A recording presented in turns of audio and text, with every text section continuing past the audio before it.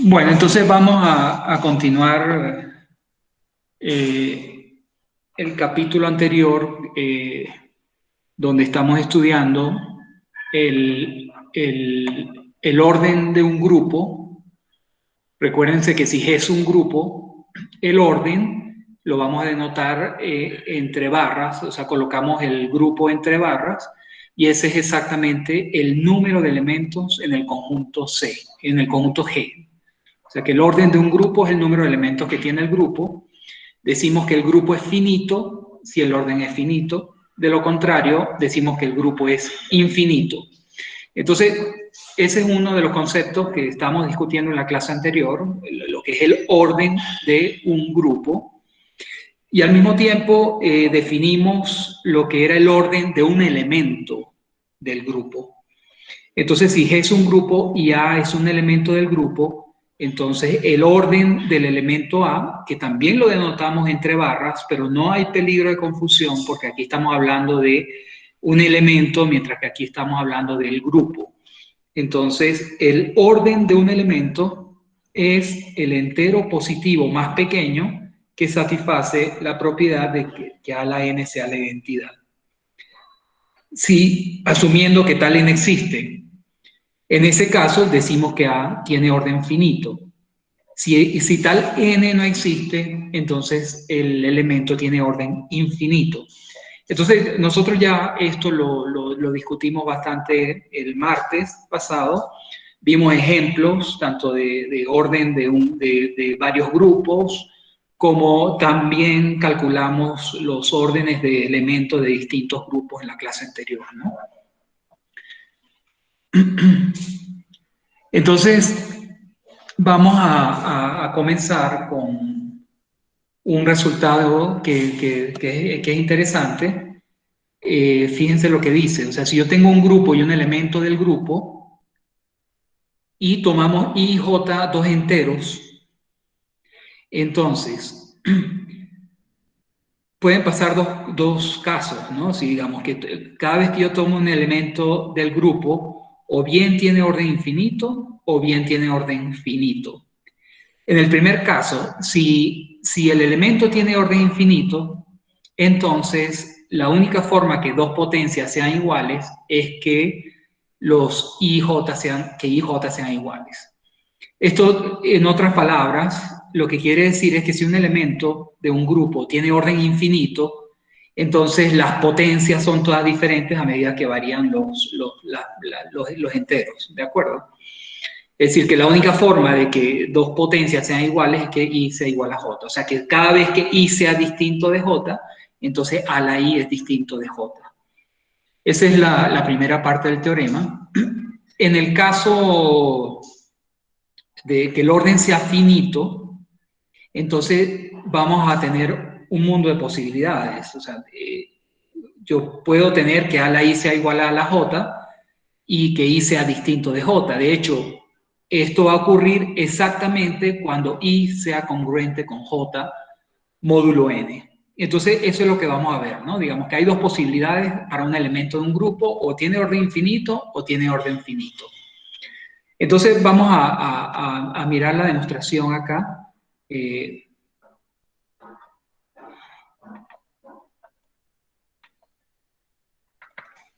Entonces, vamos a comenzar con el caso en que el caso 1. Vamos a suponer que, bueno, voy a escribir así, que el orden de A es infinito. ¿De acuerdo?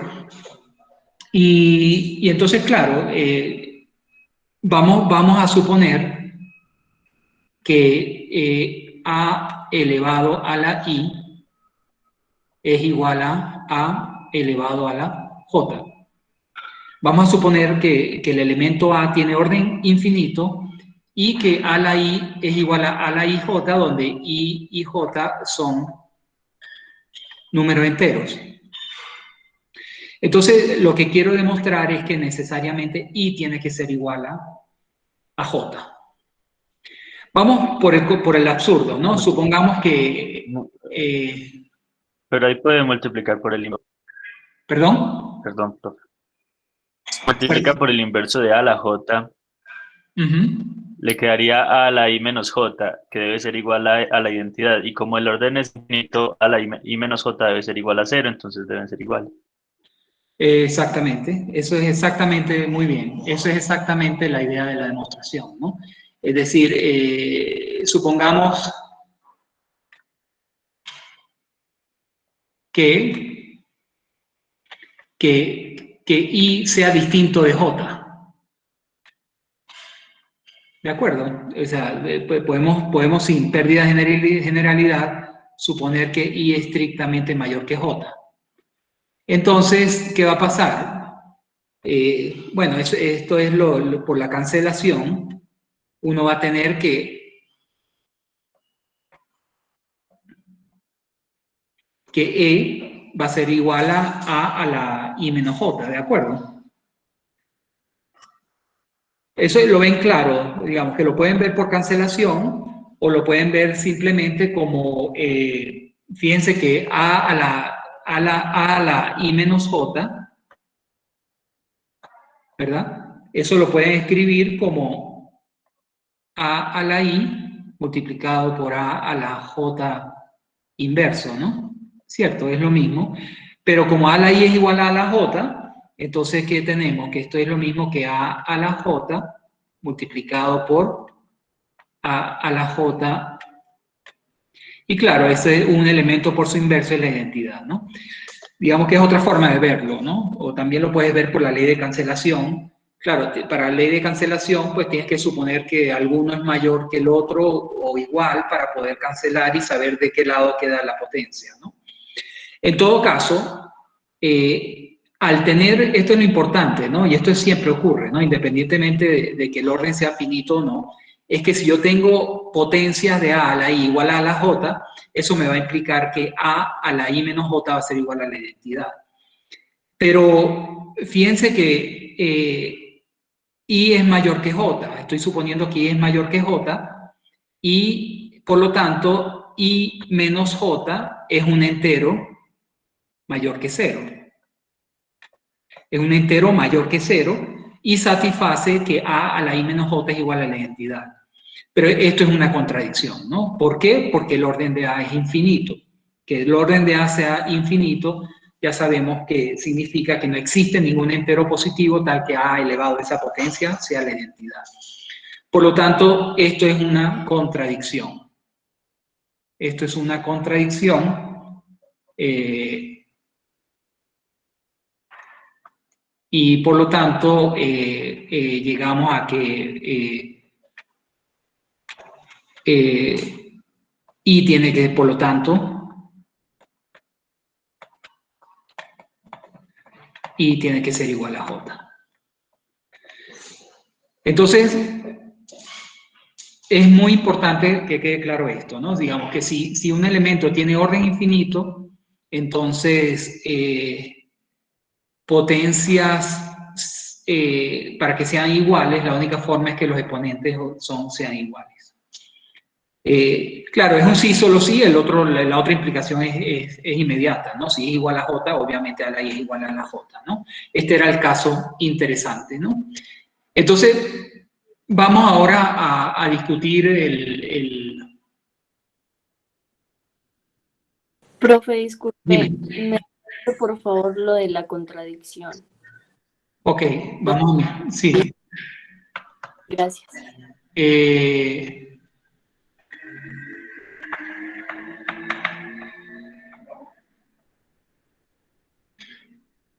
Estamos suponiendo que el orden es infinito. ¿De acuerdo? ¿Qué significa que el orden sea infinito? Que el orden sea infinito es que eso lo que significa es que A a la M es distinto de la identidad para todo M entero positivo. ¿Está claro? Eso es lo que significa que el orden de A sea infinito. El elemento tiene orden infinito si todas las potencias de A con M entero positivo es distinto de la identidad. Y entonces, que Ya está claro. Ajá, sí. Porque nosotros lo que acabamos de demostrar es que A elevado, por eso lo escribo acá, ¿no? I menos J es un entero positivo y A la menos IJ es igual a la identidad. Entonces, esa es la contradicción, ¿no? Porque, ¿está claro entonces? Sí, muchas gracias. De acuerdo. Entonces, vamos a seguir con la segunda parte.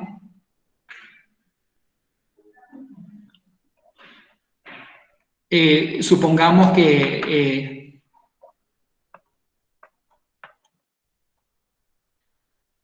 vamos a suponer que el orden, la segunda parte de la prueba, ¿verdad? Supongamos ahora que el orden de A es n y esto es finito. ¿De acuerdo? Entonces, bueno, aquí sí vamos a tener que probarla en las dos direcciones, ¿no?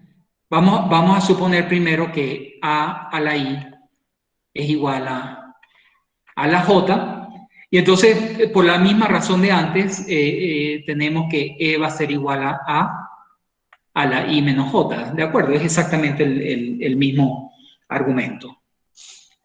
Ahora bien, el orden de A es N, entonces yo lo que voy a hacer aquí es utilizar el algoritmo de la división, ¿no? El algoritmo de la división. Y entonces voy a dividir I menos J, lo voy a dividir entre N, y eso me va a dar un cociente más un resto, ¿no? Es decir, Q y R son números enteros, pero además el resto tiene ¿qué propiedad? El resto tiene la propiedad que es mayor o igual a 0 y menor que, estrictamente que N. Pero entonces, fíjense a qué vamos a llegar aquí. Yo sé que E es A la I menos J, y ahora lo puedo escribir I menos J como NQ más R. Y por el teorema de las potencias que dimos en la clase anterior, esto lo puedo reescribir como A la NQ multiplicado por A la R. Y de nuevo, por las mismas propiedades que tienen las potencias, esto yo lo puedo escribir como A la N elevado a la Q multiplicado por A la R. Pero, ¿qué tenemos aquí? O sea, ¿por qué lo separo así? Porque el elemento A tiene orden n, entonces eso implica que A elevado a la n es la identidad. Acuérdense que el orden de un elemento es el menor entero positivo tal que A la n es la identidad. Entonces, esto quedaría como E elevado a la Q por A la R, pero claramente A la Q es la identidad y la identidad por A la R es A la R. Entonces, ¿qué hemos demostrado?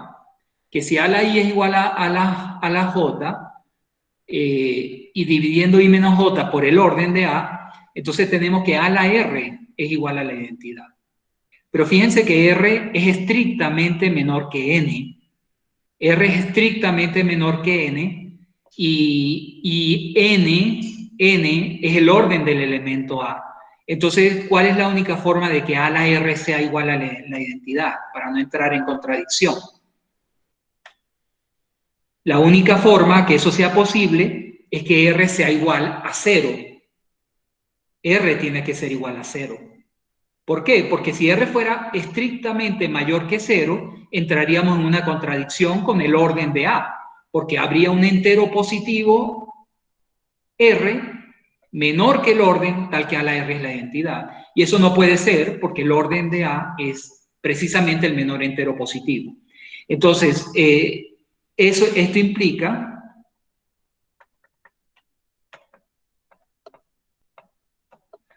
que R tiene que ser igual a 0. Está claro ese argumento, ¿no? Si R fuera positivo, entonces habría un entero positivo tal que A la R sea la identidad y estrictamente menor que n. Eso no puede ser porque n es el orden de A. Bueno, entonces como R es igual a 0, volvamos acá a la división que hicimos antes. Entonces, nos queda que I menos J es exactamente igual a N por Q. ¿Y esto qué está diciendo? Esto está diciendo que N divide a I menos J. Pero eso es precisamente la definición de congruencia. Es decir, esto es I es congruente con J módulo N. Entonces eso termina esta implicación, ¿no? O sea que si un elemento tiene orden finito, la única, hasta ahora lo que hemos probado es que si dos potencias son iguales, entonces I y J están conectados de esta forma, o sea, tienen que ser congruentes módulo N. En el otro sentido,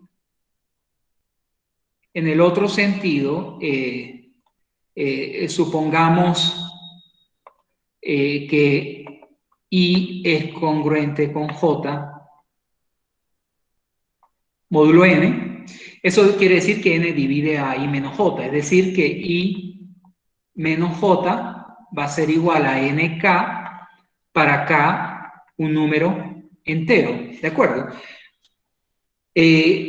Entonces, ¿qué tenemos que probar? Tenemos que probar que A la I coincide con A la J. Pero entonces calculemos A la I. ¿Quién va a ser A a la I? A a la I, fíjense que de aquí, de esta expresión, I lo puedo escribir como A a la J más NK. ¿De acuerdo? I va a ser J más NK.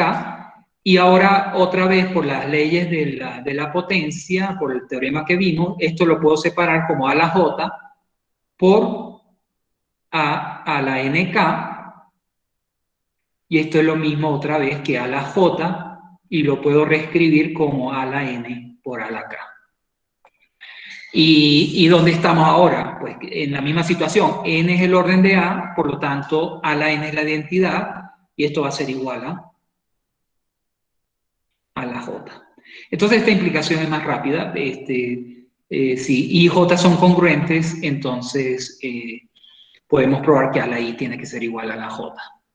De esa forma, entonces queda claro el teorema 3.8. Si yo tengo un grupo y un elemento de G, entonces tenemos esta situación dependiendo si A es orden infinito o si orden de A es finito. Bien. Veamos un ejemplo en U10. En U10. Vamos a tratar de ilustrar el teorema que acabamos de ver, ¿no? Acuérdense que U10 está formado por los elementos 1, 3, 7 y 9. Acuérdense que esto es un subconjunto de Z10 y lo estamos viendo U10 con la multiplicación de Z10. Nosotros probamos que U10 con la multiplicación es un grupo abeliano, ¿no? Es un grupo abeliano. Y entonces, el elemento 3 que está allí, fíjense que para calcular el orden, uno se da cuenta que 3,1 es 3, calculamos la potencia 3 al cuadrado es 9, 3 al cubo es 9 por 3, 27, esto da 7, y 3 a la 4 sería 7 por 3, 21, módulo 10, eso da 1. Por lo tanto, 4 es el menor entero positivo, tal que 3 a la 4 es igual a 1, y por lo tanto el orden de 3 es 4. El orden de 3 es 4. Ahora, ¿qué nos dice el teorema anterior? El teorema anterior nos dice, como el orden de 3 es finito, la única forma de que una potencia de 3 sea igual a otra potencia de 3 es que I sea concurrente con J módulo 4, es decir, que 4 divida a la diferencia. Entonces, por ejemplo, lo que ellos dicen acá, ¿no? De 3 a la 6 es igual a 3 a la 14. ¿Por qué razón? Porque si hacemos la diferencia de las potencias, 14 menos 6 es 8 y 4 divide a 8. También, por ejemplo, 3 a la 5 sería igual a 3 a la 9. Inmediatamente lo sabemos, porque la diferencia de las potencias es 4 y 4 divide a 4. O también 3 a la 12 es igual a 3 a la 14. ¿Por qué? Porque 14 menos 2 es 12 y 4 divide a 12. De esa manera, pues, es fácil establecer cuando las potencias de 3 son iguales, ¿no? Y fíjense que en este caso, pues, obviamente 3 al cuadrado es diferente de 3 a la 11, porque la diferencia 11 menos 2 es 9, y 4 no divide a 9. Entonces, eso ilustra el teorema anterior en el caso del grupo U10 con la multiplicación, ¿no? Otro caso es Z. Fíjense que Z, yo quiero hacer énfasis siempre, cuando hablamos de un grupo, siempre estamos hablando de Z, de un conjunto y una operación. En este caso estamos tomando los enteros con la suma. Entonces acuérdense que cuando la notación es aditiva, cuando uno tiene una operación aditiva, las potencias, o sea, si yo tengo A en Z, lo que ahorita estábamos llamando potencia se convierte en múltiplos, ¿no? Donde N está en Z. ¿De acuerdo? Eso es importante, ¿no? O sea, si estoy en un grupo multiplicativo, yo hablo de A a la N, y si estoy en un grupo aditivo, yo hablo de suma de AN veces, este es producto de AN veces. Entonces, en el caso de Z, nosotros vimos que en realidad los únicos elementos que tenían orden finito en Z eran más o menos y 1, ¿no? Es decir, si yo tomo, por ejemplo, cualquier número distinto de más o menos y 1, por ejemplo, el 5, entonces el orden de 5 como elemento de Z es infinito. Así como cualquier otro entero distinto de 1, ¿no? ¿Por qué razón? Porque si yo tomo cualquier múltiplo positivo, es decir, que si yo tomo cualquier múltiplo positivo, ¿no? Donde m es un entero positivo, entonces 5 por m va a ser diferente de 0. ¿De acuerdo? Entonces, eso significa que el orden de 5 es infinito en Z, con la suma. ¿Y qué nos indica eso entonces? Volviendo al teorema anterior, eso nos quiere decir que entonces todos los múltiplos de 5, que dice 5 has infinite order. Entonces, ¿eso qué quiere decir? Que todos los múltiplos de 5 son distintos de 0, ¿verdad? Mejor dicho, que no hay forma, perdón, lo que quiero decir es que no hay manera de que 5m sea igual a 5n cuando m sea distinto de n, ¿no? Así que si m es distinto de n, entonces 5m es distinto de 5n. Eso es lo que dice el teorema anterior, ¿no? De acuerdo, que cuando el orden de A es infinito, entonces todas... fíjense que en el teorema lo teníamos escrito como todas las potencias, cuando el orden es infinito, todas las potencias son diferentes cuando I es distinto de J. Cuando el grupo es aditivo, entonces aquí estamos diciendo que todos los múltiplos de A son distintos cuando los enteros sean diferentes, ¿no? Entonces, ahí tenemos dos ejemplos ilustrando el resultado que acabamos de ver, ¿no?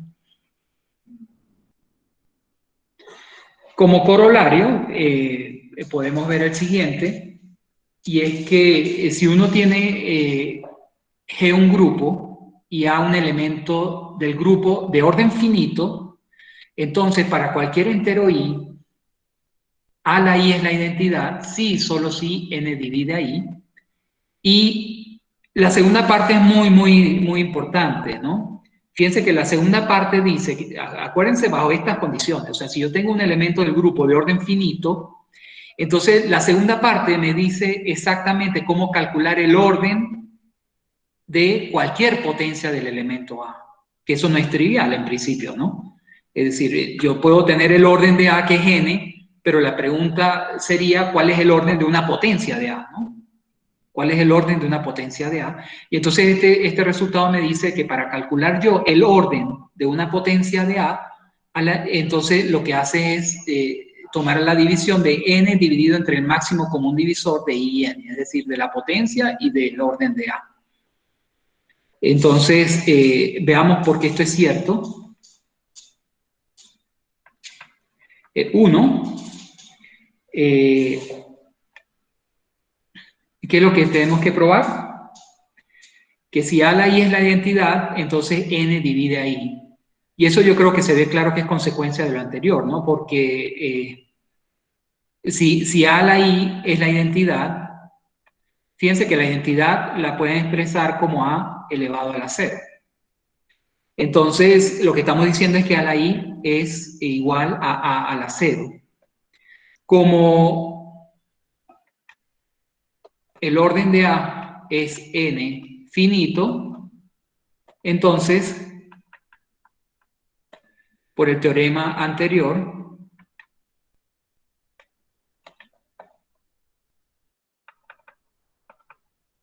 ¿qué tenemos? Por el teorema anterior tenemos que I tiene que ser congruente con 0 módulo n. Pero esto es exactamente, esto equivale a que n divida a I menos 0, es decir, que n divida a I. Entonces, en esta dirección es claro, y uno se puede regresar pues, de la misma manera, ¿no? Si n divide a I, entonces I es congruente con 0 módulo n, y por el teorema anterior, si I es congruente con 0 módulo n, entonces a la I. Entonces todo esto es un sí, solo sí, ¿no? En realidad, ¿no? O sea que de la misma forma como llegamos hasta acá, podemos regresarnos, ¿no? Si n divide a I y es congruente con 0 módulo n, si I es congruente con 0 módulo n, como el orden de A es finito, por el teorema anterior, a la I es igual a la 0, pero esta es la identidad, ¿no? Entonces, eso deja claro la primera parte. Entonces, vamos a discutir la segunda. Insisto, ¿qué es lo que dice? O sea, yo puedo calcular el orden de una potencia de A. O sea, el orden de A a la I es esto. ¿Qué significa que el orden de A a la I es esto? Acuérdense que la definición es, por una parte, eso quiere decir que A a la I elevado a este número es la identidad. Eso es lo primero que tiene que ocurrir, ¿no? O sea, que para que sea el orden, A a la I elevado a esto tiene que ser la identidad. Y no solo eso, sino que este número es el entero positivo más pequeño que tiene esa propiedad, que A a la I elevado a esta es la identidad. Entonces, vamos a hacerlo por paso. Vamos a llamar, para simplificar la notación, de el máximo común divisor entre I y n, ¿de acuerdo? Voy a llamarlo D. Entonces, como dije antes, para que el orden de A a la I sea ese número, entonces, ¿qué tiene que cumplirse? Lo primero que se tiene que cumplir es que A a la I elevado a la n sobre d, tendríamos que probar que esto es igual a la identidad, ¿cierto? Pero esto es igual a ¿quién? Fíjense que d divide a n, porque d es el máximo común divisor, o sea que esto es un número entero. Eso es importante, ¿no? O sea, esto tiene sentido porque d divide a n y por lo tanto esto es un entero. Esto es un entero. Entonces, A a la I, por las propiedades de la potencia, sabemos muy bien que eso es A a la I multiplicado por d a la n. Ese es el teorema que vimos por allí antes.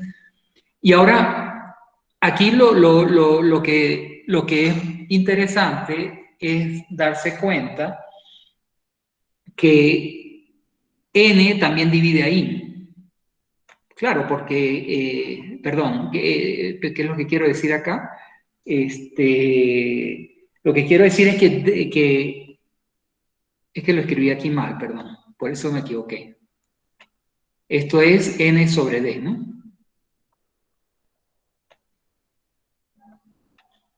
Esto es n sobre d. ¿De acuerdo? A a la i por n sobre d. Y lo que decía es que lo importante es que d también divide ahí porque d es el máximo común divisor de i y n. Entonces, esto yo lo puedo reescribir de esta forma, ¿no? A a la i dividido entre d multiplicado por n.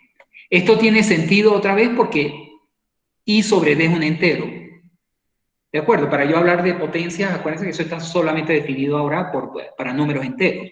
Entonces, como d divide a n, esto tiene sentido, es un número entero, pero d también divide a i porque es el máximo común divisor. Entonces, yo lo puedo reescribir así y los dos elementos que aparecen acá son números enteros.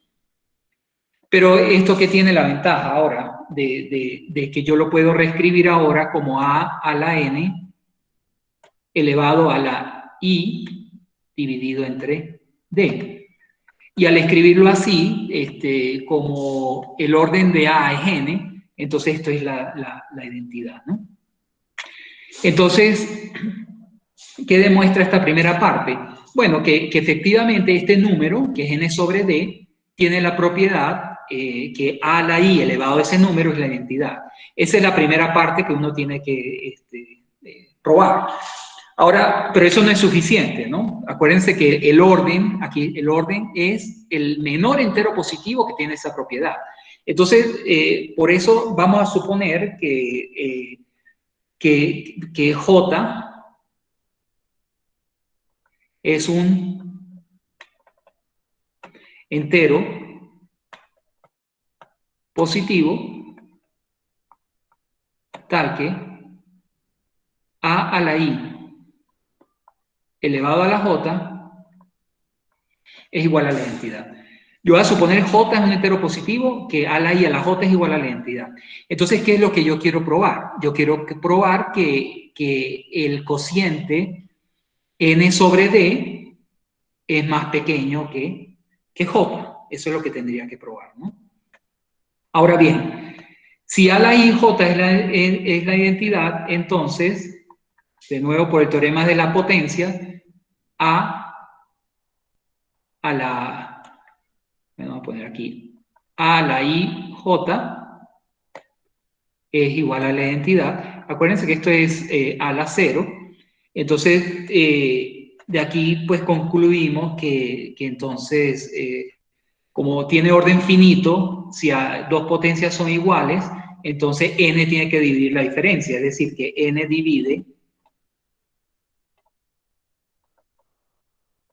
a i por j.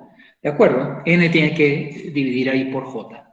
Eso por el resultado anterior, ¿no? Como el orden de A es finito, dos potencias son iguales, si I por J es congruente con 0 módulo N, eso es exactamente decir que N divide a I por J. Entonces, vamos a tomar un entero, sea K en Z, tal que I por J es igual a NK. Eso lo significa que N divide a I por J, ¿no? Entonces, fíjense. No es N divide a I menos J, o estoy equivocado. ¿Perdón? No es N divide a I menos J, o pues no sé. No, si quieres vamos a regresar un momento. No, lo que dice es que N divide a este exponente menos este. Ah, sí, señor. Sí, señor. O sea, lo escribo aquí rápido. A la I es igual a la J, sí, solo sí, I es congruente con J módulo N, ¿no? O sea que las potencias son iguales si las potencias a la I es igual a la J, si es congruente con J módulo N. Entonces las dos potencias aquí son I por J y 0. Entonces I por J y 0 son congruentes módulo N. Y sí, señor. ¿Está claro? Está claro, muchas gracias. De acuerdo. Entonces, sigamos.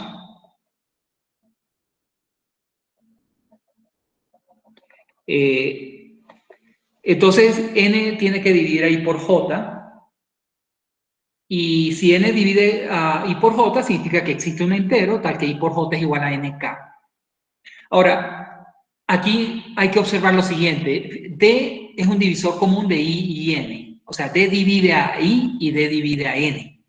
Entonces yo puedo dividir entre D ambos lados y fíjense que me queda lo siguiente. Lo voy a escribir i por D multiplicado por j va a ser igual a n entre D multiplicado por k.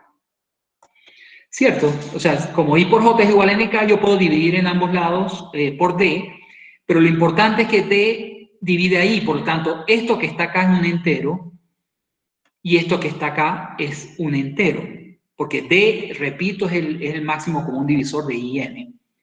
Entonces, como estos son enteros, entonces, ¿qué es lo que estamos diciendo acá? Estamos diciendo que, fíjense que esto implica que n sobre D divide a i sobre D multiplicado por j. ¿De acuerdo? ¿Por qué? Porque existe un k entero tal que esto ocurra. Entonces, fíjense, pero es importante que se den cuenta que estos son números enteros, por lo tanto hay divisibilidad, es decir, que este número entero divide a este producto, ¿de acuerdo? Porque existe el k. Entonces, n sobre d divide este producto, pero ¿qué podemos decir sobre el máximo común divisor entre estos dos números?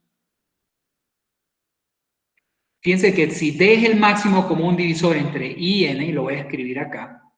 N sobre D no va a dividir a I sobre D. ¿Perdón? O sea, esto es un resultado de la teoría de los números enteros cuando ustedes estudiaron.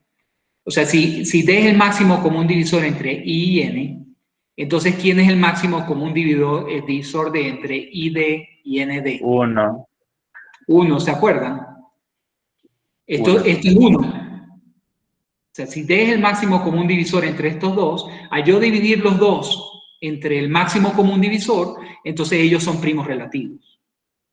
Pero entonces eso es muy interesante en nuestra situación, porque fíjense que n sobre d divide este producto, pero este y este son números primos relativos. Entonces, ¿qué implica eso por la divisibilidad? Que n sobre d divide j. Esto quiere decir que n sobre d tiene que dividir a j.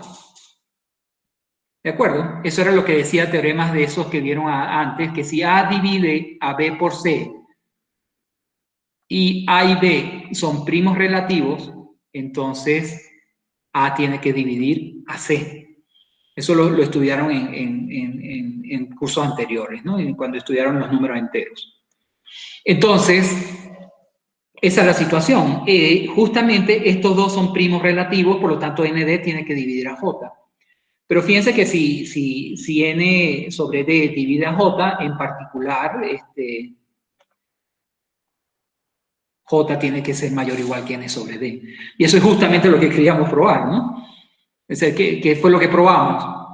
Que si hay un entero positivo que satisface esta situación, a la i a la j es igual a la identidad, entonces este j tiene que ser mayor o igual que n sobre d.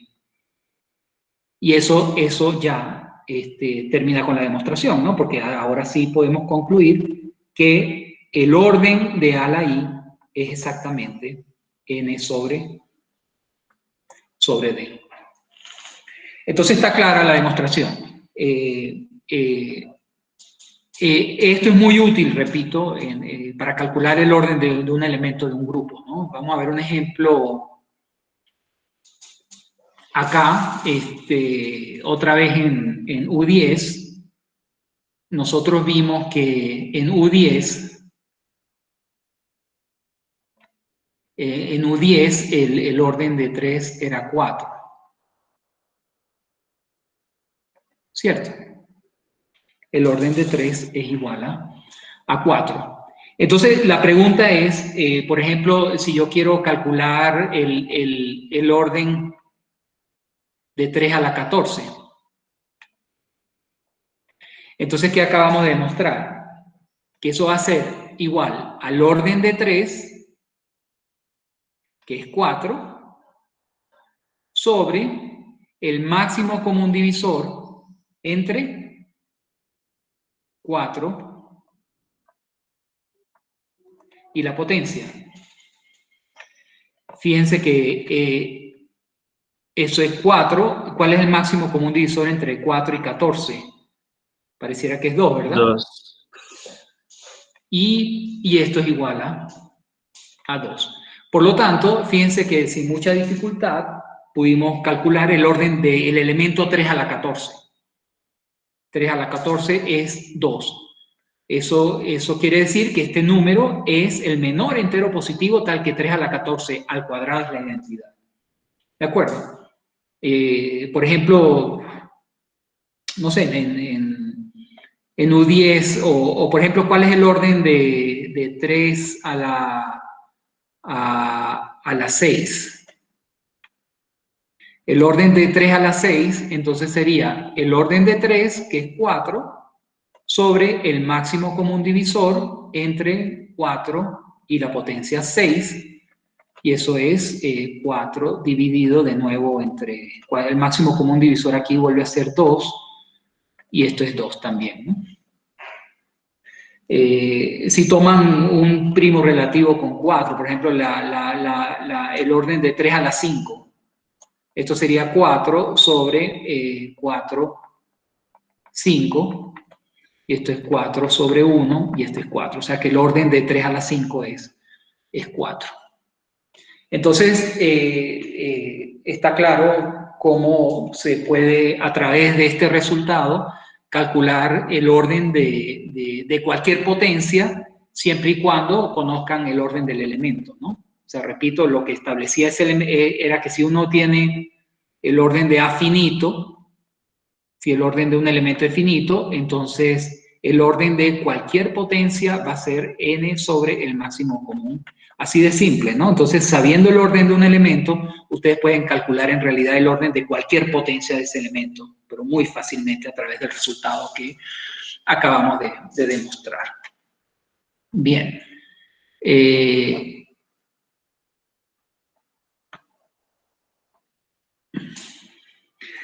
Esto es un comentario que hago aparte, en el sentido de que si hay como una especie de relación entre lo que es el orden de un grupo y el orden de un elemento. ¿De acuerdo? Fíjense que si G es un grupo cíclico generado por el elemento A, entonces yo establezco que el orden del grupo es igual al orden del elemento. Yo no sé si esto ustedes lo ven claro, pero digamos que quisiera establecer esta comparación porque digamos que el orden, pues se está definiendo el orden de un grupo y el orden de un elemento, ¿no? Y cuando el grupo es cíclico, pues el orden del grupo pues coincide con el orden del elemento, ¿no? Y esto lo podemos ver de qué manera. Fíjense que si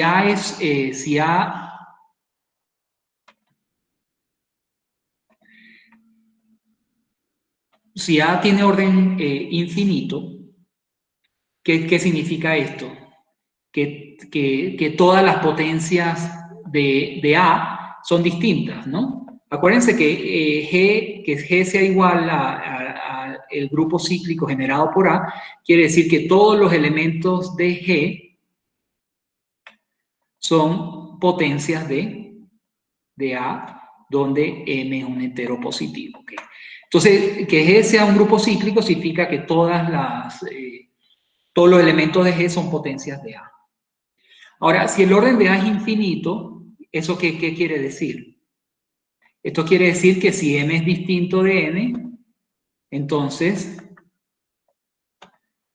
A la N es distinto de A la N. Pero entonces si el orden de A es infinito y todos los elementos de G son potencias de A, pero entonces ¿qué va a pasar con el orden de G? Fíjense que el orden de G también va a ser infinito, ¿no? ¿Por qué? Porque G está formado por todas las potencias a la M con M en Z. Y a medida que M recorre todos los enteros, pues esto me va a recorrer elementos distintos porque el orden de A es infinito. Entonces, digamos que el caso en que el orden de A es infinito, el orden de G también es infinito y en este sentido son iguales. Entonces, podemos como concentrarnos en el caso de que el orden de A es finito. Y si el orden de A es finito, fíjense, tomemos estos elementos. Vamos a suponer que el orden de A es n y consideremos los elementos E, punto, punto, hasta A a la n-1. Todos estos elementos están, por supuesto, esto está metido ahí, en G. ¿De acuerdo? Esos son todos elementos de G. Fíjense que todos son, todos ellos son diferentes, por cierto, ¿no? Todos ellos son diferentes. ¿Por qué razón? Fíjense que si ocurriera que dos potencias de esas que están ahí fueran iguales, entonces tendríamos que el mismo argumento de siempre, ¿no? A la I menos J sería la identidad y I menos J sería menor que N, y eso no puede ser, ¿no? Porque el orden de A es N. De manera que todos estos elementos que están ahí entre esas llaves son elementos distintos del grupo. Por lo tanto, aquí hay exactamente N elementos. Aquí hay N elementos del grupo. Ahora, lo que yo quiero demostrarles a ustedes es que G va a tener que ser igual a todo esto. O sea, en realidad no es que está contenido, sino que G es igual a este conjunto cuando el orden de A es finito. ¿Y cómo puedo demostrar eso? Bueno, me doy cualquier G en G. Repito, yo lo que quiero probar es que cualquier elemento del grupo está aquí. Ahora, si G está en G, igual que como dije antes, como G es un grupo cíclico, yo sé que ese G va a estar escrito como a la M para algún M en Z, ¿cierto? Pero entonces, ¿qué es lo que hago ahora? El mismo argumento del algoritmo de la división. Este M yo lo voy a dividir entre el orden de A. Entonces, ¿qué me queda? Que M es igual a NQ más R, donde Q y R son números enteros y el R está entre 0 y N. Y entonces vamos a ver quién es G otra vez. G es A a la M, pero esto es A a la NQ más R, pero esto es A a la NQ por A a la R, pero esto es A a la N a la Q por A a la R, y como N es el orden de A, eso da la identidad y esto da a la R. Entonces, ¿qué probamos? Que G es igual a la R. ¿Y dónde está R? R, esta potencia R, está entre 0 y n-1 precisamente, es decir, que es una de estas que está aquí. Por lo tanto, en realidad, cuando el orden de A es finito, G, esto se convierte en una igualdad, ¿no? O sea, que lo que he demostrado es que en realidad que esto es una igualdad. O sea, G es exactamente este conjunto. G es exactamente este conjunto. Y por lo tanto, en particular, el orden de G es N igual que el orden de A, ¿no? Entonces, cuando el orden de A es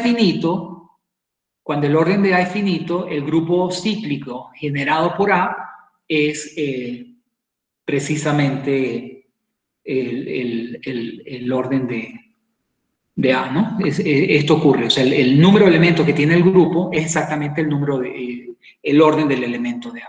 Y fíjense que G se reduce a este conjunto. De acuerdo, eso se los digo porque también lo pueden tomar en cuenta cuando resuelvan algunos de los ejercicios, ¿no? Hay algunos ejercicios donde esta información puede ser útil, ¿no? Por ejemplo, déjame mencionarles uno que recuerdo haber visto por ahí. Vamos a ver dónde estoy aquí. Hay un ejercicio que recuerdo haber visto que decía algo así, ¿no? Que si... ¿Qué decía? Déjame verlo acá. Este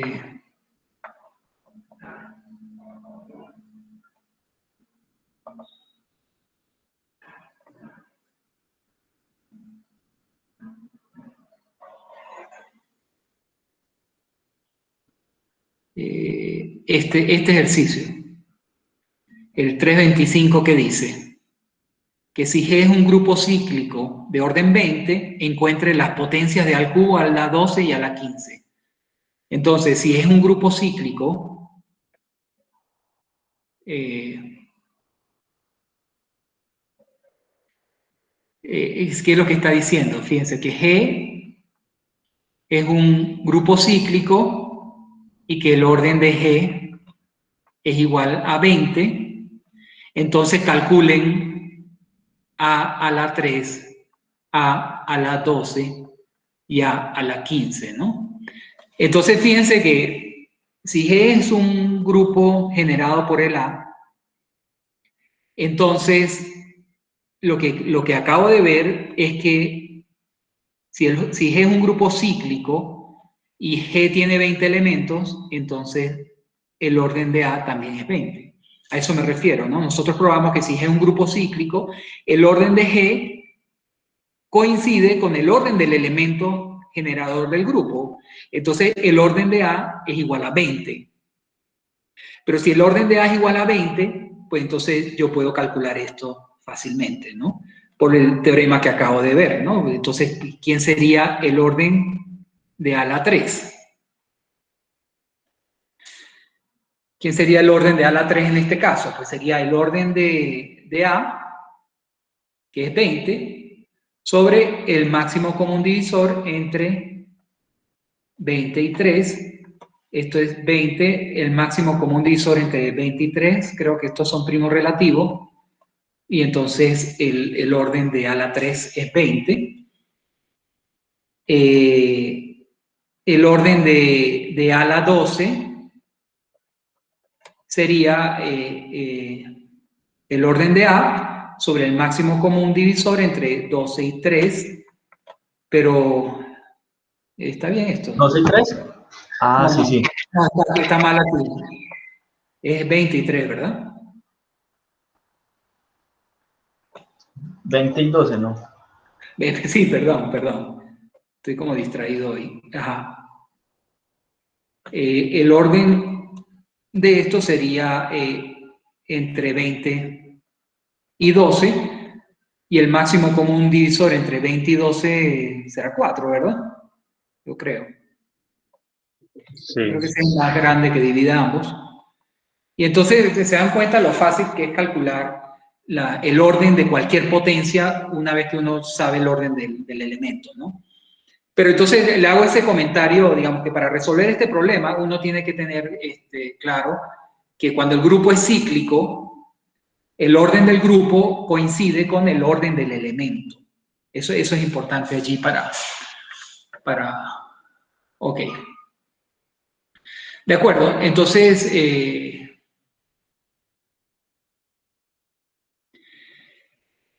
pasemos a otra. Ya, un segundito, pero.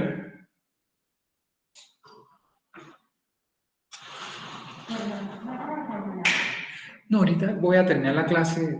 Es que estoy en clase. Bueno, sigamos con un concepto que en principio. Esto va a ser muy, muy importante más adelante en el curso. O sea, vamos a. Si tenemos un grupo y hay B elementos del grupo, decimos que B y A son conjugados si existe otro elemento C en G, tal que B es igual a C inversa A por C. ¿De acuerdo? Entonces, dos elementos del grupo son conjugados si si B y A tienen esta relación, es decir, que existe un elemento del grupo que satisface esto. Entonces, esto, repito, quizás ahorita les va a parecer un poco abstracto, pero va a jugar un papel muy serio más adelante, ¿no? Cuando estemos estudiando otro tipo de cosas en la teoría de grupos. Para esto, pues, lo que sí es interesante, pues, introducirlo ahora, es porque está relacionado con lo que estamos estudiando. Y eso es lo que dice el teorema 3.9. Que si yo tengo un grupo, entonces elementos conjugados tienen exactamente el mismo orden. ¿De acuerdo? ¿Qué dice esto, no? Entonces, supongamos que A y B pertenecen a G son conjugados. Eso quiere decir entonces que B va a ser igual a C inversa A por C para algún C en G. Entonces, lo que quiero es demostrar que A y B tienen exactamente el mismo orden. ¿Y cómo podemos ver esto? A ver. Yo creo que una manera... Ajá, dime. Elevando a la n, pues digamos, suponga que el orden de B es n. Y entonces eleve a la n... A ver, supongo que el orden de B es n. Es n. Entonces, si elevamos a la n toda la igualdad continúa siendo. O sea, B a la n sería así, ¿no? C inversa a C a la n. Pero por la estructura de C a la menos 1 por A por C a la n, eso va a ser igual a C a la menos 1 por A a la n por C, porque si yo multiplico dos veces eso, el inverso se cancela con C y así va funcionando. Esto es lo que estás diciendo, ¿verdad? Es algo así como que... Exacto, se van a ir cancelando ese C con C a la menos 1. Exacto. Entonces aquí está jugando un papel importante aquel teorema que vimos que los paréntesis yo los puedo colocar como yo quiera. Asociativo, sí, señor. Entonces, claro, entonces eso va a ser... Esta es la identidad y queda A por A, que es al cuadrado. Después por este es la identidad, que da al cubo. Entonces, lo que tú estás diciendo es que esto es C1 a la n por C. Y entonces ahí lo que me doy cuenta es que B a la n es C, pero esta igualdad es también E.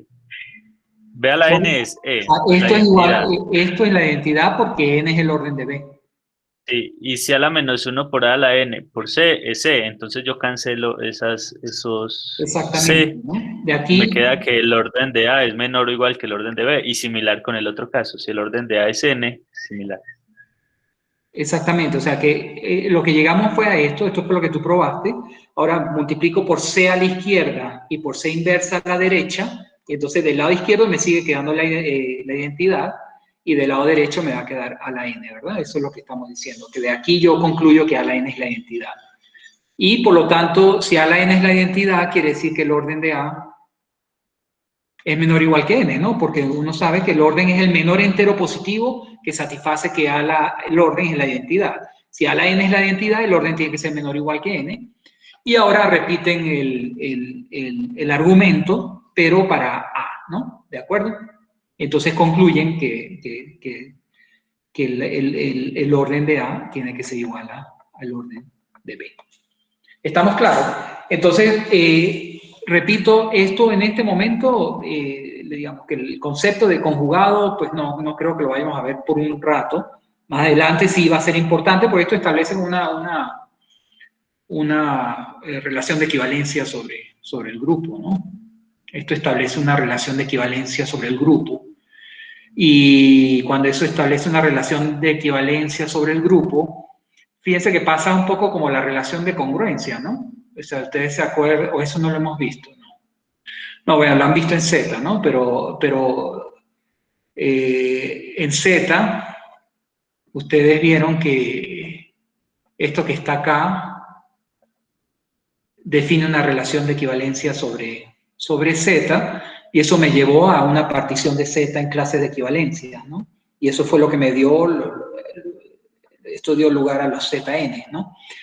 Esto también es una relación de equivalencia sobre el grupo, ¿no? Uno puede ver fácilmente que es reflexiva, simétrica y transitiva, ¿no? Por lo tanto, eso me va a hacer una partición sobre el grupo más adelante, y eso lo vamos a estudiar luego, ¿no? Pero quiero decir que dos elementos de un grupo son conjugados, es una relación que es importante y le vamos a sacar mucho provecho más adelante. Por lo pronto, lo que sí que está relacionado con lo que estamos estudiando es que si yo tengo dos elementos que son conjugados, entonces ellos tienen el mismo orden. Muy bien. Con esto termino esta sección. Yo sí quería comentarles que es muy importante que trabajen los ejercicios. Los ejercicios están muy bien planteados, o sea, son ejercicios que ustedes pueden pensar. Sería bueno, en caso que tengan dificultad en resolver alguno de los ejercicios, pues me escriben, ¿no? Me dicen, mira, yo intenté esto, pero de aquí no puedo seguir, me puedes dar una sugerencia, ¿no? Entonces, todos los que estén tratando de resolver esos problemas, si llegan a algún tipo de dificultad, me pueden escribir al correo electrónico y me lo plantean y me dicen, mira, hasta ahora yo he hecho esto, pero no sé cómo seguir. Y entonces yo les escribo y les respondo también por correo electrónico, ¿no? Yo les comenté que en la asesoría, en principio, si las podemos resolver así por escrito, las resolvemos. Y si hace falta un encuentro por Google Meet, también lo podemos hacer, ¿no? Pero sí es muy importante que a medida que vayamos avanzando, ustedes estén trabajando los ejercicios, ¿no? Los ejercicios tienen que estar tratando de resolverlos. Yo creo que la lista de ejercicios que tiene este libro son muy razonables, ¿no? Son ejercicios que los pueden atacar sin ningún problema, ¿no? Entonces, vamos ahora a pasar a otra idea dentro de la teoría de grupos que es bien importante, que es la de subgrupo, ¿no? Aquí volvemos a la notación de asterisco en la operación por un momento, mientras definimos lo que es un subgrupo. Partimos de G, un grupo, con la operación asterisco. Entonces, yo quiero mirar dentro de G, o sea, los subconjuntos de G. Ahora, como estamos en un grupo, acuérdense que un grupo es un conjunto, pero también tiene una operación. Entonces, en realidad yo no estoy interesado simplemente en los subconjuntos de G, sino en los subconjuntos de G que también sean grupos bajo la misma operación de G. Está claro que si G tiene una operación y yo considero un subconjunto de G, pues los elementos, yo tengo una operación definida también sobre los elementos de H, que es la misma de G. Claro, lo que no estamos seguros es que cuando yo multiplico dos elementos de H, eso vuelve a ser un elemento de H. Lo que sabemos es que es un elemento de G. Eso va a depender del subconjunto H. En todo caso, a mí me interesan los subconjuntos que mantienen la estructura de grupo bajo la misma operación de G. Entonces, cuando un subconjunto con la misma operación de G también es un grupo, entonces vamos a decir que H es un subgrupo de G, y esta notación la vamos a estar utilizando continuamente, ¿no? Esto significa que H es un subgrupo de G, ¿de acuerdo? Es decir, que H es un subconjunto de G, que con la operación de G también H es un grupo. Y para eso, pues, tenemos ejemplos, quizás los triviales, porque si G si G es un grupo, entonces uno siempre puede considerar a G como su conjunto de sí mismo, ¿no? Y por lo tanto, y claramente G con la operación es un grupo, por lo tanto, este es un subgrupo trivial, o sea, cada grupo es su grupo de sí mismo, ¿no? Entonces, es como trivial, pero hay que tenerlo en cuenta, ¿no? Todo grupo es un subgrupo de sí mismo. Y el otro que siempre es bueno tener en cuenta es la identidad, ¿no? Si yo tomo un grupo cualquiera y considero la identidad, esto es un subconjunto del grupo, ¿no? Si yo tomo el elemento identidad, es un subconjunto del grupo y además es un grupo, o sea, este es un grupo trivial, pero es un grupo al fin, ¿no? ¿Por qué? Porque ¿cuál sería la operación única que hay con la operación de G? E por E igual a E. Pero entonces, ¿eso qué significa? Que E es el elemento de identidad porque satisface que E por E es E, y E tiene inverso que es el mismo porque E por E da E.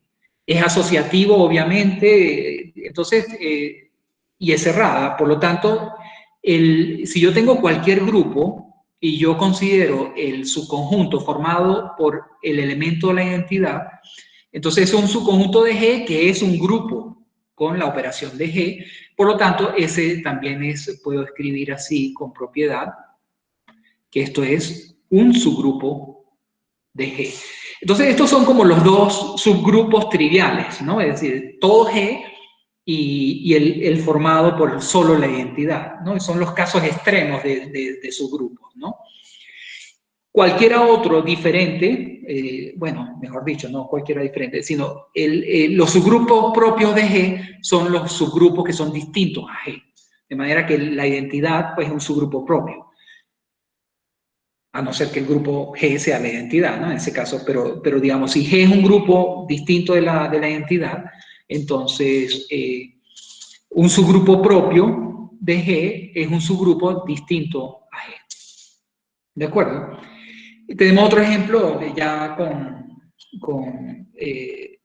por ejemplo, los números racionales con la suma. Nosotros vimos que esto es un grupo abeliano y fíjense que Z es un subconjunto de los números racionales y nosotros vimos que Z con la suma también era un grupo abeliano. Por lo tanto, esto es un subgrupo de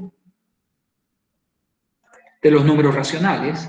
Y de la misma forma puedo decir que, fíjense que R con la suma es un grupo y los números racionales están contenidos en los números reales y los números racionales con la suma también es un grupo. Por lo tanto, puedo escribir también esto indicando que los números racionales es un subgrupo de los números reales. Entonces, esa es la definición de subgrupo de un grupo dado. Y lo que vamos a pasar inmediatamente es a dar un método para demostrar cuando un subconjunto de un grupo es un subgrupo de G. Y esto lo vamos a hacer pues mirando estas tres condiciones, ¿no? O sea, si yo tengo G un grupo, H un subconjunto de G, entonces H es un subgrupo de G sí, solo sí satisface estas tres condiciones. Primero, es que, claro, G es un grupo y tiene una identidad que la llamamos E. Entonces, esa identidad tiene que estar en H. O sea, que el subconjunto contiene a la identidad de G. Esa es la primera condición que debe satisfacer. Segundo, que cada vez que A y B estén en H, entonces el producto de esos dos elementos vuelve a caer en H. Eso tiene que ocurrir en el subconjunto. Y tercero, es que todos los inversos de los elementos de H también estén en el H. Esas son como las tres condiciones que tiene que satisfacer un subconjunto cualquiera para que sea un subgrupo. Vamos a ver esto.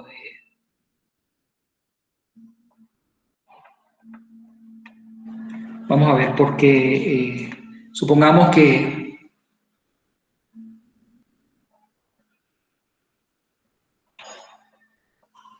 H es un subgrupo de G. ¿Ven? Vamos a suponer que H es un subgrupo de G, entonces tenemos que ver que estas tres condiciones se verifican, ¿no? A ver, lo primero es, tenemos que ver que la identidad está en H. Ahora, si H es un subgrupo de G, aquí lo que tienen que pensarlo muy bien, ¿no? ¿Qué significa la definición de que H sea un subgrupo de G? Es que H es un grupo con la operación de G. Esa es la definición que tenemos ahora, ¿no? H es un subgrupo de G si H es un grupo con la operación de G. Ahora, si H es un grupo con la operación de G, eso en principio lo que nos dice es que existe un elemento F en H que satisface que F por H es igual a H por F igual a H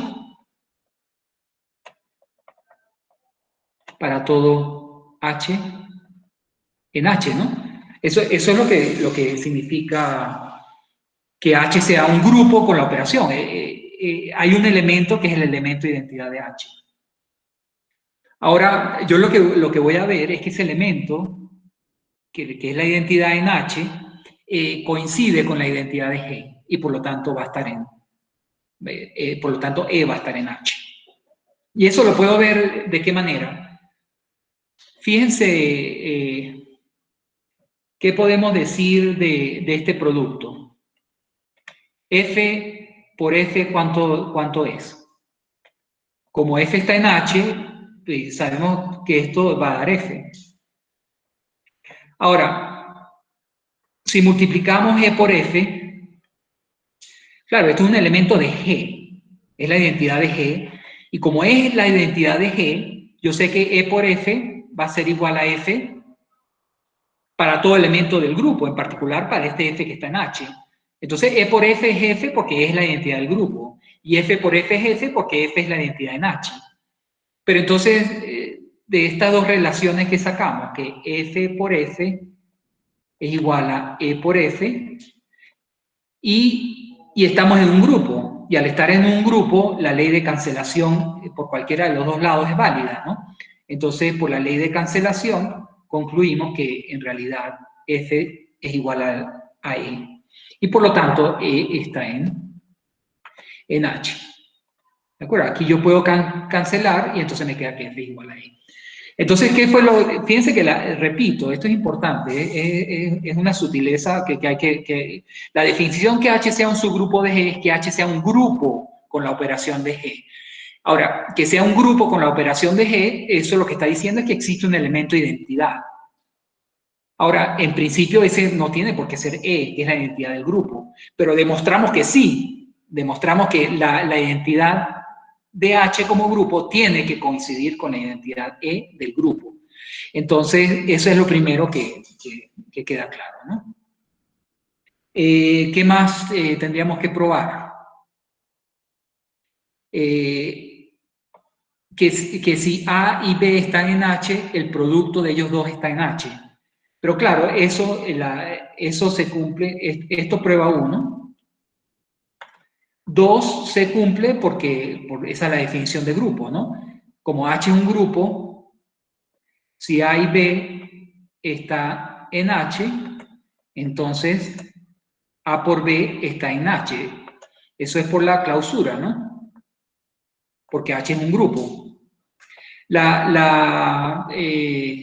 La tercera parte también es porque H es un grupo. O sea, si A está en H, entonces el inverso también va a estar en H. Así que eso demuestra que si H es un subgrupo de G, entonces se verifican las tres condiciones. Y en la otra implicación, pues es inmediato, ¿no? O sea, fíjense que ahora yo quiero probar que H es un subgrupo de G, suponiendo estas tres condiciones. Pero si estas tres condiciones se dan, ¿qué tengo que probar para que H sea un grupo con la operación de G? Tengo que probar primero que es cerrada. Y la condición 2 me está diciendo que es cerrada. Que es asociativa, también lo sabemos. Ajá. En el punto 3 no habría como la misma sutileza que en el punto 1. Es decir, puede existir un elemento que se comporte como inverso en SH o no. Simplemente Sí, pero, no, como ya probamos que sí, pero va a pasar el mismo. Tienes razón, quizás lo pasé muy por encima, ¿no? Tienes razón, pero es el mismo argumento de la ley de cancelación, ¿no? Si quieres vamos a hacerlo con más detalle. O sea, como supongamos que A está en H, ¿de acuerdo?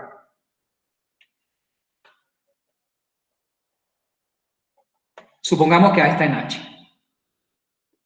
Entonces, como H es un grupo, existe B en H,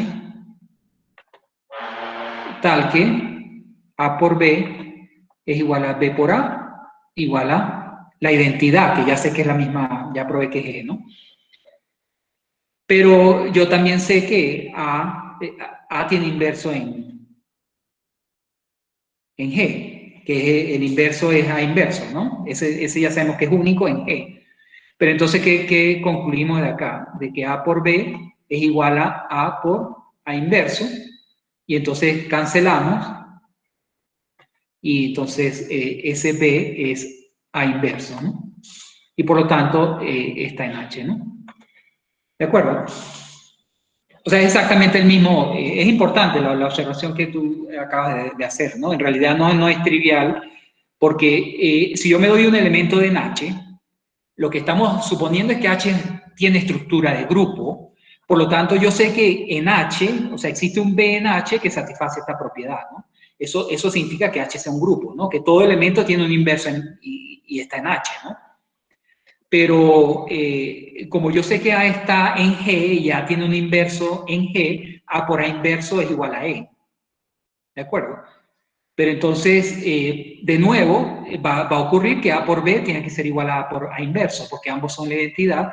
Entonces, al cancelar, me queda que B es igual a A inverso. Por lo tanto, A inverso, que es igual a B, está en H, ¿no? ¿Está claro?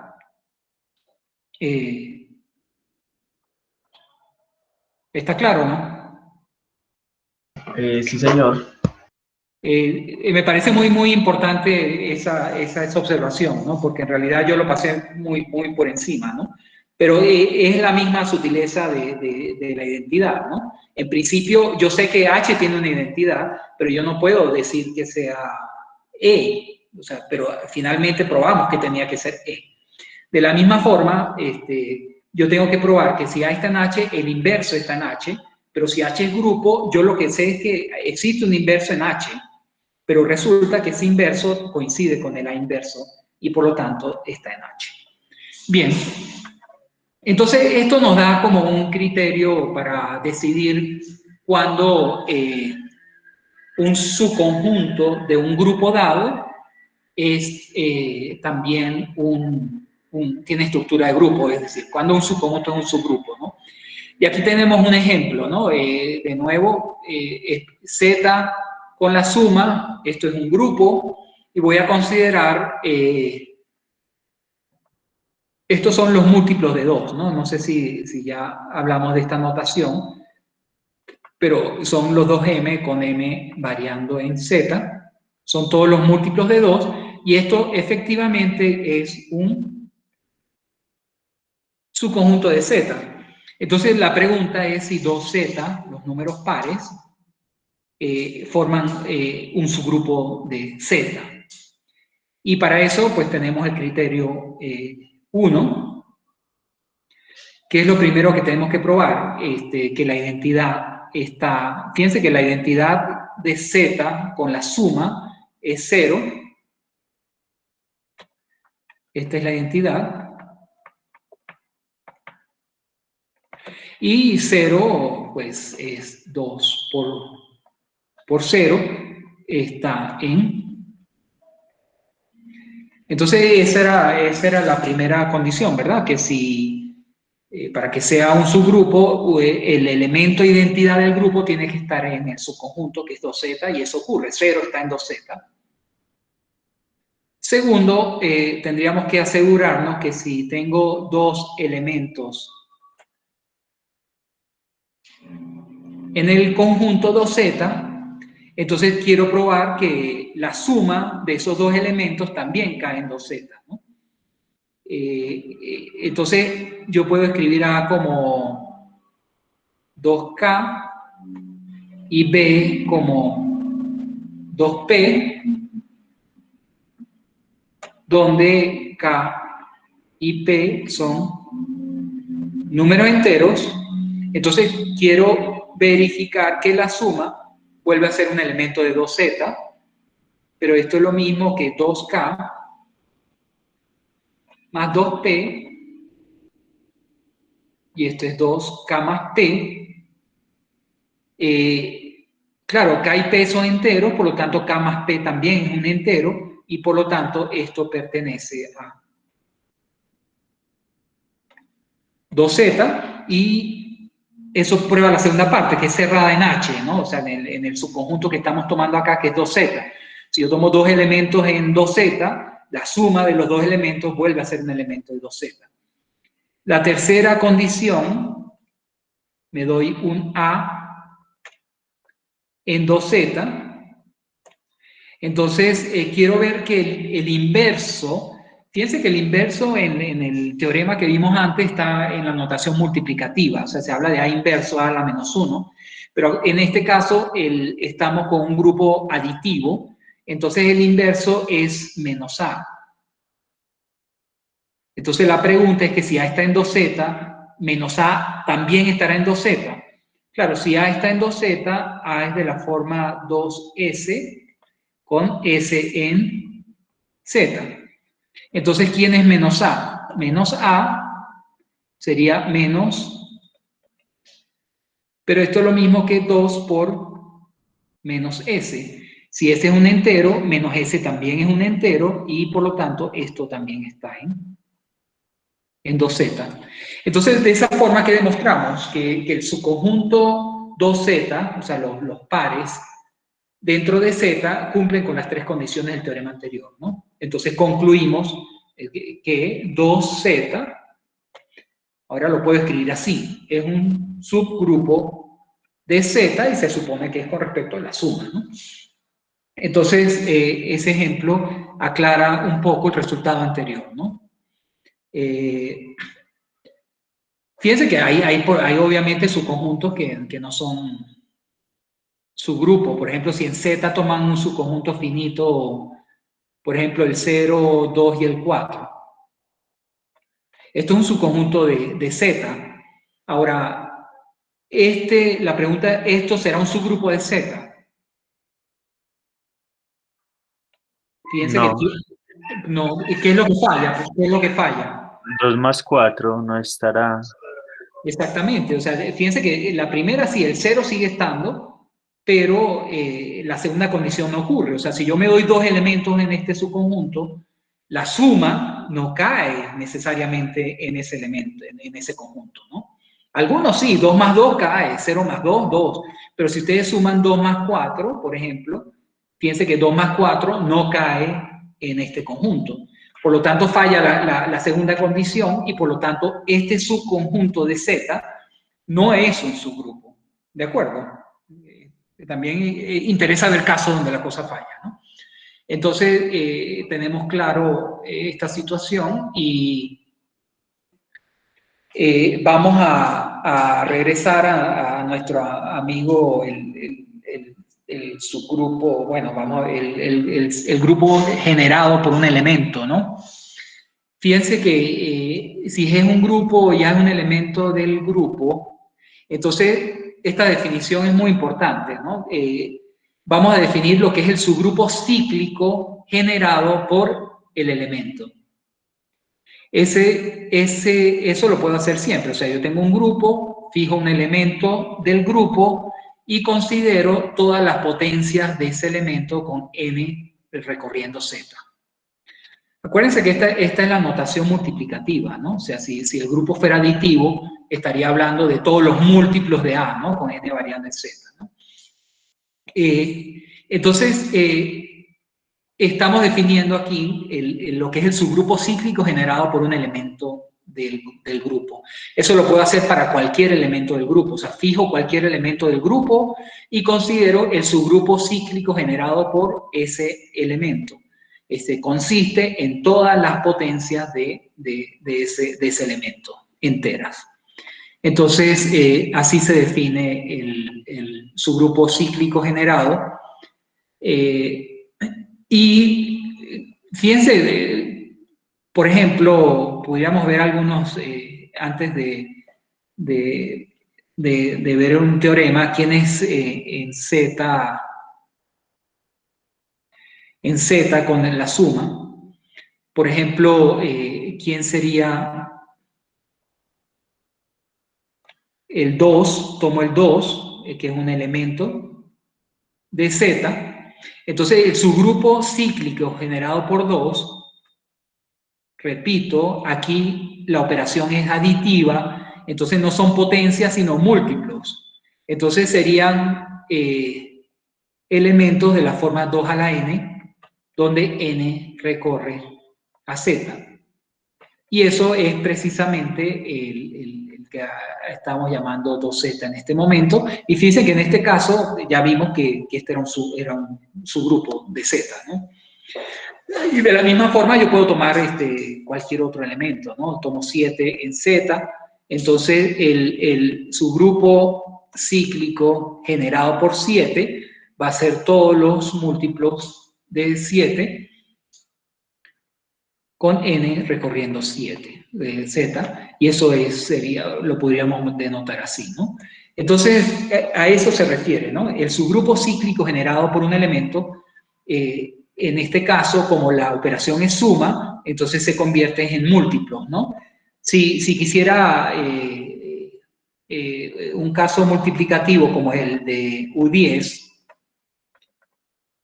que es el 1, 3, 7 y 9.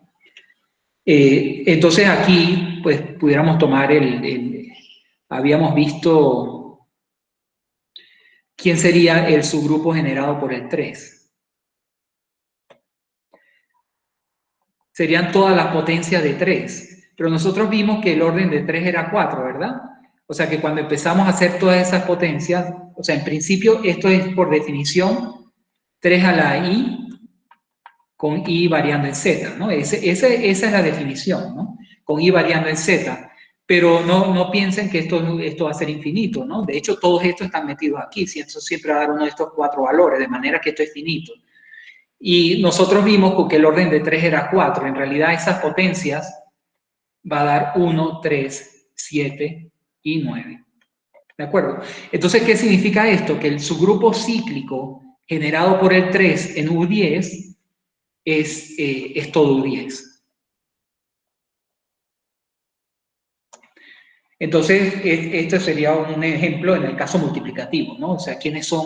Lo importante es que quede claro esta definición. Si yo tengo un grupo y un elemento del grupo, entonces yo siempre, para cualquier grupo y cualquier elemento, yo siempre puedo considerar el subgrupo cíclico generado por ese elemento y está definido así.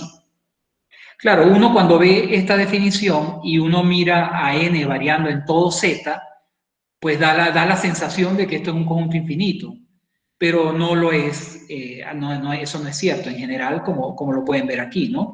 Fíjense que lo que puede ocurrir es que muchas de estas potencias se repiten, ¿no? Y eso va a depender del orden del elemento. Nosotros ya lo vimos antes, si el orden de este elemento es finito, pues aquí va a haber muchas repeticiones dependiendo de la congruencia módulo n. Entonces, no necesariamente esto es un conjunto infinito, a pesar de que n recorre todo z, pues aquí puede haber muchas repeticiones, ¿no? Pero en todo caso, es importante que quede claro que para cualquier grupo y cualquier elemento yo puedo tomar el generado por ese elemento Fíjense que en algunos casos, cuando yo tomé el generado por el 2, me dio un subconjunto de Z. Mientras que aquí, cuando tomé el generado por el 3 en U10, pues eso me generó todo el grupo. O sea, puede ocurrir que el elemento me genere todo el grupo, o puede ocurrir que no, ¿no? Que los elementos que estén allí queden dentro del grupo, ¿no? Entonces, es importante de acá demostrar rápidamente el hecho de que el subgrupo generado por cualquier elemento es un subgrupo de G. Eso hasta ahora no está claro, ¿no? Eso no está claro. Tendríamos que demostrarlo, que si yo tomo cualquier elemento del grupo y considero el subconjunto generado por él, entonces eso es un subgrupo. Y para eso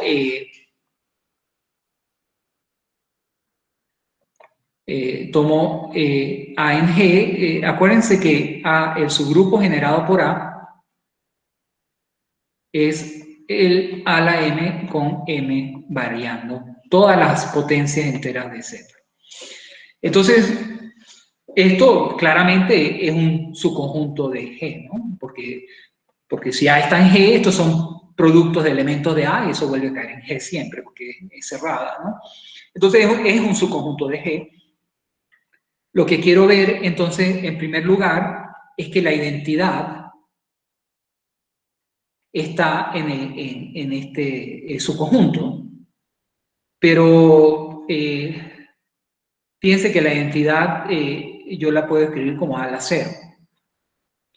Por lo tanto, la identidad va a estar en el generado, en el subgrupo generado por A.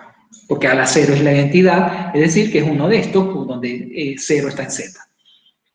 Segundo, si me doy dos elementos X y Y pertenecientes al subconjunto... Una pregunta, ¿por qué A a la 0 es la identidad? Pues eso solo si el grupo es infinito, ¿no? ¿Perdón? No, nosotros definimos las potencias, acuérdense, ¿no? Así está definido las potencias cuando, en general, cuando hay un grupo, definimos A a la n como A por A n veces, y después definimos A a la 0 la identidad, y después definimos A a la menos n como menos A por menos A n veces, ¿no? ¿Se acuerdan? Eso lo definimos en general para cualquier grupo, ¿no? Sí, señor, sí. Ok. Entonces, si X y Y son elementos que están en este subconjunto, entonces, bueno, eso quiere decir, por la forma que está definido el subconjunto, que X va a ser de la forma A a la M y Y va a ser de la forma A a la N, donde M y N son números enteros. Así es la naturaleza de los elementos que están aquí, ¿no? Por definición. Entonces tomo dos elementos acá, entonces ellos son de este tipo, y ahora yo quiero verificar que el producto de ellos dos es también un elemento de este subconjunto, pero el producto de ellos dos es A la M por A la N, y por aquel teorema de las potencias, esto es A la M más N, y claramente M más N de nuevo es un entero, pero entonces eso implica que esto está en el subgrupo generado por A. Y por último, me doy cualquier elemento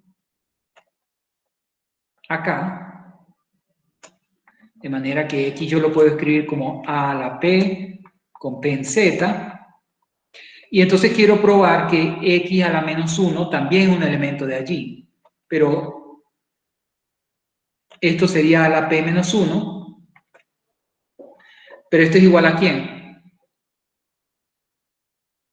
Esto es igual a la menos P, y menos P también es Z, por lo tanto, X inverso también es un elemento de acá. Entonces, se cumplen las tres propiedades del teorema anterior, y entonces ahora sí puedo escribir que esto es un subgrupo de G para todo el A en G, ¿no? Y eso, pues, fíjense que nos da toda una fuente importante y grande de maneras de construir subgrupos de un grupo, ¿no? O sea, para cada elemento del grupo considero el generado y eso me va a dar un subgrupo de G, ¿no? Claro, ahí puede haber repeticiones, ¿no? Pues, esto pudiera generar todo G y puede haber, ya vimos que el -1 y el 1 generan a Z, ¿no? Por lo tanto, dan el mismo subgrupo. Pero en todo caso, es una manera de generar subgrupos de un grupo a partir de un elemento del grupo. Entonces, tenemos allí, pues, aquí tenemos un ejemplo y este ejemplo lo que hace es tomar en U10. En U10 toma las potencias de 3. Bueno, eso ya lo habíamos visto, ¿no? Esto ya lo acabo de mostrar, que las potencias de 10 eran 1, 3, 7, 9, y esto da todo el grupo. En el caso de 7, a ver, ¿cómo son las potencias de 7? 7 a la 1 es 7. 7 es 49 y módulo 10, eso es 9. 7 al cubo sería 9 por 7 es 63, módulo 10 es 3. Y 7 a la 4 es ¿quién? 3 por 7, 21, eso vuelve a dar 1. Entonces, fíjense que, ¿sí? El generado por 7 va a dar todo U10. ¿No? De las potencias de 7 me van a recorrer todos los elementos de U10. Entonces, el subgrupo generado por el 7 es U10. En particular, U10 es cíclico, ¿no? Acuérdense que un grupo es cíclico cuando existe un elemento que lo genera. Aquí, tanto 3 como 7 son generadores. En el caso de 9, el 9 es un elemento de U10. 9 a la 1 es 9. 9 al cuadrado es 81, que módulo 10 es 1. Entonces ya sabemos de aquí que todas las potencias de 9 van a ser 1 o 9, ¿no? De manera que el subgrupo generado por el elemento 9 de U10, esto es un subgrupo, sabemos que es un subgrupo propio de U10. ¿De acuerdo? Entonces, este es un ejemplo, pues, donde tenemos un grupo y estoy calculando los subgrupos generados por sus elementos, ¿no?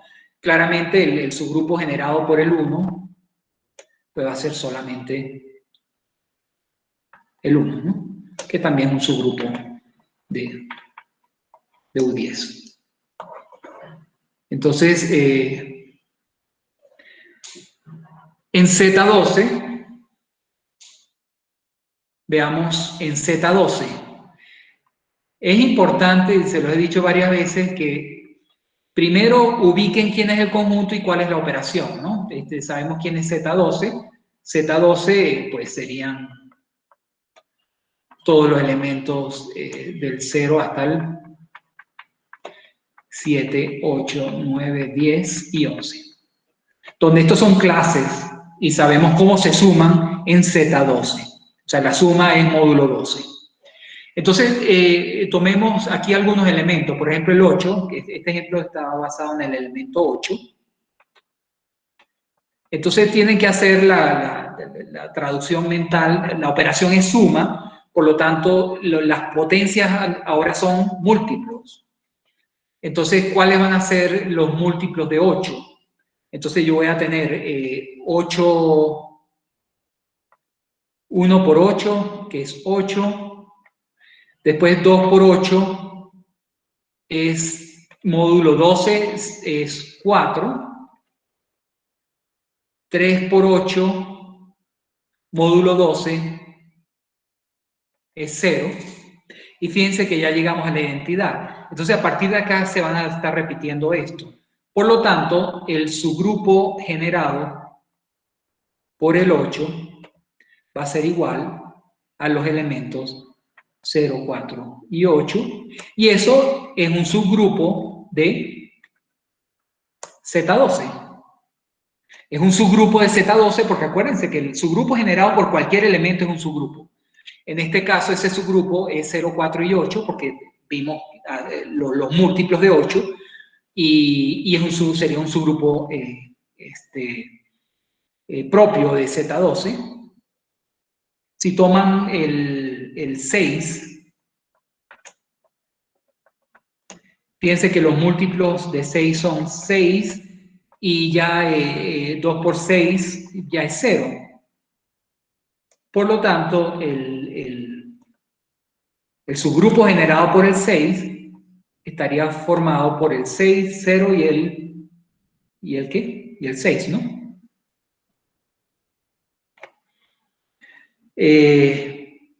Y entonces, esto que está acá es también un subgrupo. Y esto es un subgrupo de Z12. Fíjense que estoy poniendo el símbolo menor igual. ¿De acuerdo? Entonces, yo creo que voy a parar aquí. Ya con esto, pues, comenzamos con el estudio de las subestructuras que hay dentro de un grupo. O sea, los subconjuntos que a su vez tienen estructura de un grupo. No sé si tienen alguna pregunta. No sé si se resolvió el problema de Kevin y de Daisy. Yo les mandé otra vez la invitación. Espero que la hayan recibido. Aquí veo que están presentes, por lo tanto supongo que ya lo resolvieron, ¿no? Pues para mí sí, porque no tuve que pedir permiso al principio de la clase, solo tuve que entrar, no sé si para Daisy también. En el caso de Daisy, ya tienes, bueno, está aquí la veo, entonces supongo que también ya recibió la invitación y todo eso está en orden, ¿no? Bueno, entonces les recomiendo otra vez que trabajen los ejercicios. Cualquier duda que tengan, pues ya saben que me pueden escribir y seguimos entonces con la teoría de grupos la semana que viene. Muchísimas gracias. Profe, ya he visto que falta poquito para el parcial. Poquito. Bueno. Pues no sé qué tan poquito. Estamos, ¿qué? En la sección... todavía falta. No sé cuántas secciones faltan. Déjame ver aquí.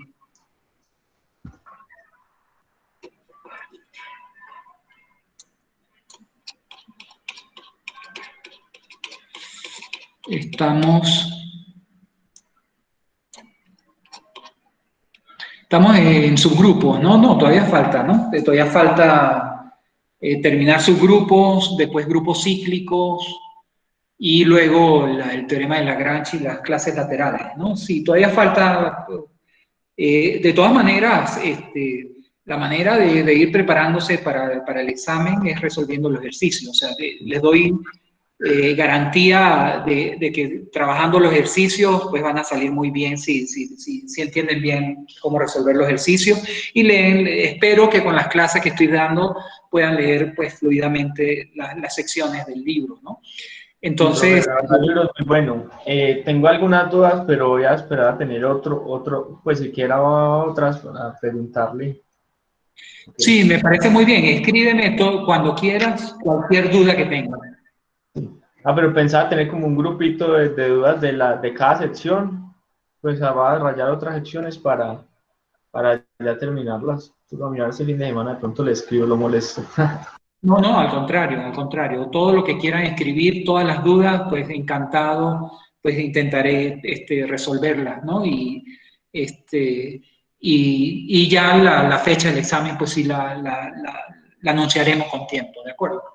Sí, no, sino que no es para no mantener escribiendo correos o pues no sé, no nomás. No, me parece bien. Me parece bien que reúna un grupo de dudas y en principio yo trataré de resolverlas escritas, ¿no? Y como te digo, si hace falta pues, discutir, nos ponemos de acuerdo y hablamos por Google Meet. Gracias, profe. Nos vemos. Hasta luego. Hasta luego. Hasta luego, profe. Muchas gracias. Hasta luego. Gracias a ustedes. Hasta luego. Hasta luego.